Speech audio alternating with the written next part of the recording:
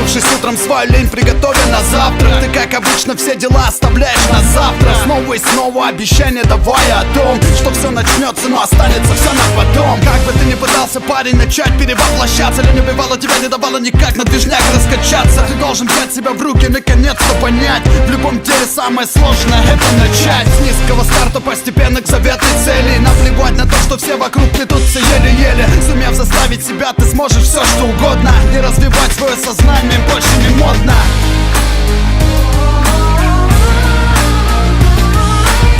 Как в марафонском беге каждый шаг не дается даром. Это как боксе, голова твоя всегда под ударом. Как рулить, давя на педали болида, входя в повороты сюжета. Не кайф при этом, парень, врубайся в это. Читая строки с головой, погружайся в страницы. Врубаться в абзацы сложнее, чем качать себе мышцы. Извилинами шевелить, не железо тягать в спортивном зале. Рельефный мозг в рельефных ваннах сильнее в финале.